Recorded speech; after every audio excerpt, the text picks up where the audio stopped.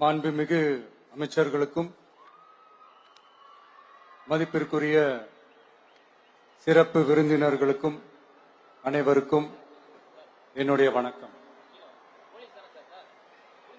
ஒரு சில நிகழ்ச்சி மட்டும்தான் மனசுக்கு ரொம்ப நெருக்கமா ஃபீல் பண்ணும். அதை நினைச்சாலே ரொம்ப சந்தோஷமா ஃபீல் பண்ணும். அப்படிப்பட்ட ஒரு நிகழ்ச்சி தான் இன்னைக்கு இந்த சிங்கப்பெண் சிறப்பு படைய தொடங்கி வைக்கிற இந்த நிகழ்வு. உண்மையிலே மனசுக்கு ரொம்ப நெருக்கமான ஒண்ணு, சந்தோஷமான ஒண்ணு.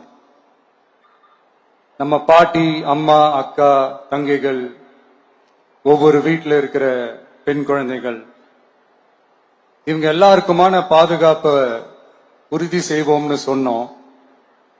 ஆனா அது எலெக்ஷனுக்காக மட்டுமே கிடையாது. மனசுல இருந்து நிஜமா, உண்மையா, உணர்வு பூர்வமா சொன்னதுதான்.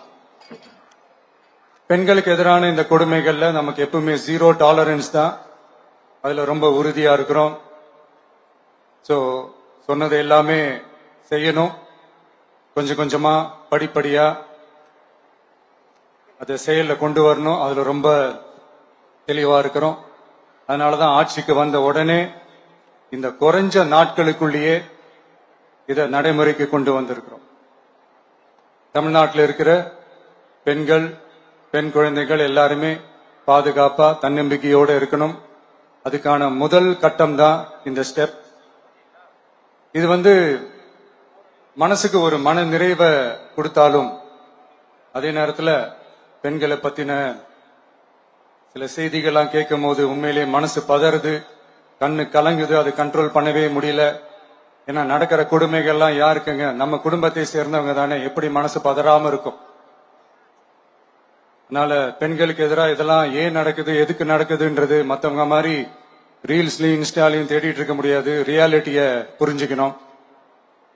சோ இந்த பிரச்சனைகள்லாம் ஏன் நடக்குது அப்படின்றத அனலைஸ் பண்ணி பார்க்கும்போது சுத்தி சுத்தி பாத்தீங்கன்னா ஒரே இடத்துலதான் நிக்குது. போதை பொருள் நடமாட்டம்.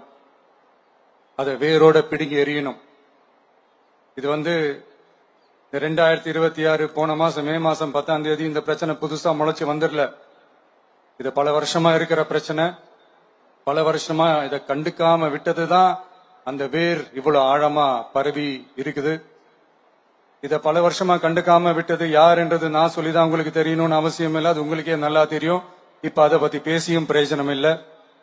முதல்ல இந்த போதை பொருள் நடமாட்டத்தை வேரோட பிடுங்கி எறியணும். அப்படி எரிஞ்சாதான் இந்த பெண்களுக்கான இந்த சேஃப்டி ரொம்ப ஸ்ட்ராங் ஆகும். இது ரெண்டுமே ஸ்ட்ராங் ஆனாலே ஆட்டோமேட்டிக்கா சட்டம் ஒழுங்கும் சரியாகும். இந்த 3 விஷயம் சொன்னல, இந்த போதை பொருள் நடமாட்டம், பெண்களுக்கு எதிரான இந்த கொடுமை, இந்த சட்டம் ஒழுங்கு, இது 3மே ஒண்ணுக்கு ஒண்ணு இன்டர்லிங்க்ட் தான். இதுவும் இப்ப புதுசா வந்த பிரச்சனை கிடையாது. பல வருஷமா இது இன்டர்லிங்க்டா தான் இருக்குது. இதெல்லாம் ஏன், எதுக்குன்றது இப்ப முக்கியம் இல்லை. இது எப்படி சரி செய்ய போறோம்ன்றதுதான் முக்கியம். பட் அதே நேரத்துல இன்னொன்னையும் நம்ம மனசுல எடுத்துக்கணும். இந்த பெண் குழந்தைகளுக்கான இந்த பாதுகாப்பு இது வெறும் சட்டம் ஒழுங்கு சம்பந்தப்பட்டது மட்டும்தானா அப்படின்னு கேட்டீங்கன்னா இல்ல. இது சமூக ஒழுங்கும் சம்பந்தப்பட்டிருக்கு. சமூக ஒழுங்குல தனி மனித ஒழுங்கும் சம்பந்தப்பட்டிருக்கு. தனி மனிதன் ஒழுங்கா இருந்தாலே அந்த சமூகம் தன்னால மாறும். ஒரு கட்டுப்பாட்டோட, ஒரு பொறுப்பா இருந்தாலே இந்த மாதிரி பல பிரச்சனைகளை நம்ம கண்ட்ரோல் பண்ணலாம்.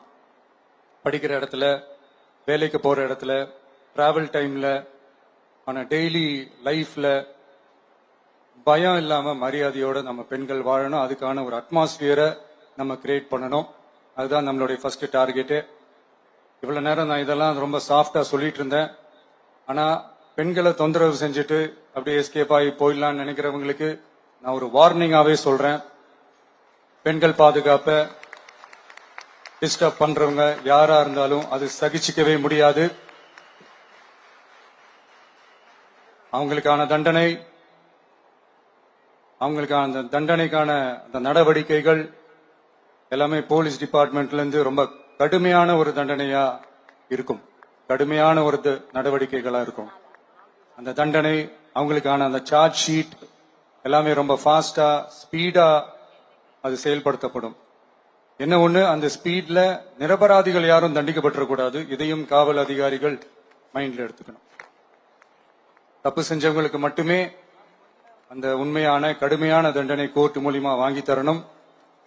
அப்பதான் அதை பார்த்து தப்பு செய்ய நினைக்கிறவங்களுக்கு கூட தப்பு செய்யக்கூடாதுன்ற அந்த ஒரு பயம் வரணும். இந்த சிங்கப்பெண் சிறப்பு படைக்காக நம் அரசு சார்பாக முதற்கட்டமாக 354 கோடிக்கு மேல நிதி ஒதுக்கப்பட இருக்கு. இந்த திட்டத்தோட இரண்டாவது கட்டமா இந்த படைக்காக மட்டுமே 2500 புதிய பணியிடங்கள் உருவாக்கப்பட உள்ளது. பெண்களோட பாதுகாப்பை ஸ்ட்ராங் பண்றதுக்காக மாடர்ன் ஃபெசிலிட்டிஸ் இருக்கிற வாகனங்களும் நவீன உபகரணங்களும் தொழில்நுட்ப சாதனங்களும் அலாட் செய்யப்பட இருக்கு. ஆல்ரெடி உமன் சேஃப்டிக்காக செயல்படுற அமைப்புகளுக்கு அடிஷனல் ஸ்ட்ரென்த் அண்ட் சப்போர்ட்டா இந்த சிங்கப்பெண் படை செயல்படும்ங்கிறத மீண்டும் வலியுறுத்தி சொல்ல விரும்புறேன். பெண்களுக்கு எதிரான குற்றங்கள் நடக்கிறதுக்கு முன்னாடியே அதை தடுக்கிற காவல் நடவடிக்கையில இந்த படை முக்கிய பங்கு வகிக்கும். ஃபீல்ட் ஒர்க்ஸ் அண்ட் பிரிவென்டிவ் ஆக்ஷன்ஸ்ல இந்த படை ஈடுபடுறதால அனைத்து மகளிர் காவல் நிலையங்கள் எல்லாம் வழக்கு விசாரணையிலும் குற்றவாளிகளுக்கு தண்டனை வாங்கி தர்றதிலையும் இன்னும் அதிக கவனம் செலுத்த முடியும். பெண்களை ஃபாலோ பண்றது, பாலியல் தொல்லை தர்றது, டார்கெட் பண்ணி திரும்ப திரும்ப தொந்தரவு செய்யறது, பெண்கள் கடத்தல் முயற்சி, பப்ளிக் பிளேஸ்ல அசிங்கமா நடந்துக்கிறதுக்கு பஸ்ல தொல்லை தர்றது, கூட்டத்துல பெண்களுக்கு தொல்லை தர்றதுன்னு இது மாதிரி தப்ப தடுக்கிறதுல ரொம்ப முக்கியமா இந்த சிங்கப்பெண் படை செயல்படும். பெண்களுக்கு எதிரான குற்றங்களை தடுக்க நடவடிக்கை எடுக்க இந்தியாவிலேயே முதல் முறையாக ட்ரோன் வாயிலாக பெட்ரோல் மூலை அறிமுகப்படுத்தப்படும். நம்ம வீட்டு பெண்கள் அவங்களோட